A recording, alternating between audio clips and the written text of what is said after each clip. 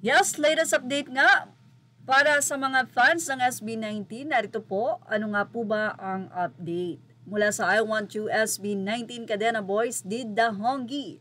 The Hongi is a traditional Maori greeting in New Zealand where two people press their noses and foreheads together, symbolizing the sharing of the breath of life and unity, transforming a visitor into a local. Wow! One of the warmest and most unique welcome for the boy.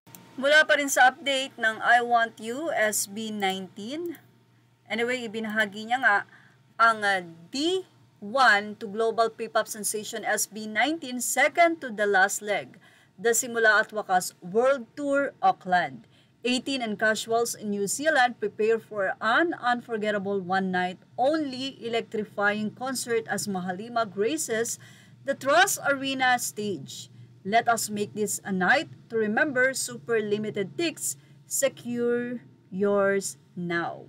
So SB19 Simula at Wakas, December 12, tomorrow na po ito, 2025, the Trust Arena.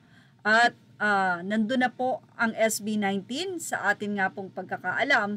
Dumating na po sila sa nasabi nga pong bansa. Global P-Pop Sensation SB19 is bringing their much-awaited Simula at Wakas World Tour to Auckland on Friday, December 12, 2025 at the Trust Arena. And spotted, mukhang may bagong aabangan kay Stel dahil naka-cap siya pero kita ang kanyang hair color. That hair color on their way to Auckland, habol na ng tics for the second to the last soul leg, panibagong pasabog na naman yan for sure. Well, sa comment section makikita yung maleta, hahaha, yep, strawberry na naman yan siya.